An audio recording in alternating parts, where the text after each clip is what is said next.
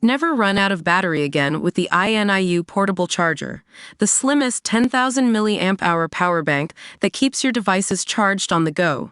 Stay powered up wherever you go. Click the link in the video description to shop now on Amazon.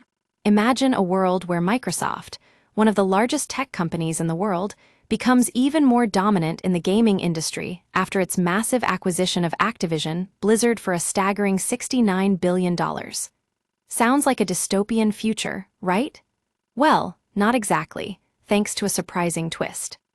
The Federal Trade Commission has dropped a lawsuit that aimed to block Microsoft's acquisition of Activision Blizzard, citing concerns over competition and access to popular games like Call of Duty.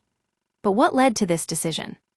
It all started when President Trump's antitrust team took office and began investigating the deal.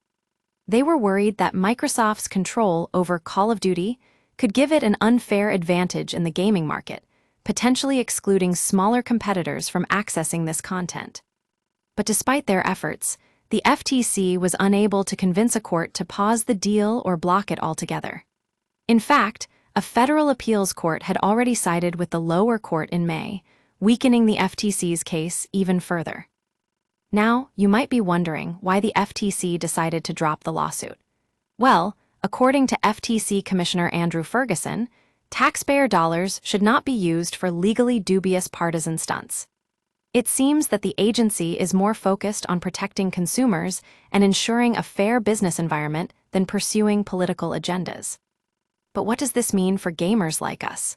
On one hand, Microsoft's acquisition of Activision Blizzard has given it a significant boost in revenue and market share.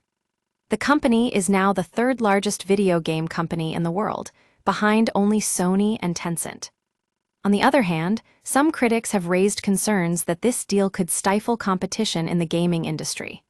After all, what happens when Microsoft controls a dominant player like Call of Duty? Does it give smaller companies a chance to compete, or does it limit their options? Microsoft has tried to address these concerns by agreeing to enter a legally binding contract to offer Call of Duty on competing platforms for 10 years. This ensures that the game remains available on non-Windows operating systems, giving gamers more choice and flexibility. So, what's next?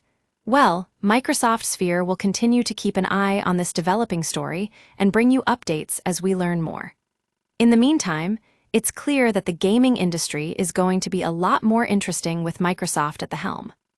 As always, stay ahead of the curve with Microsoft Sphere, your source for all things tech and business.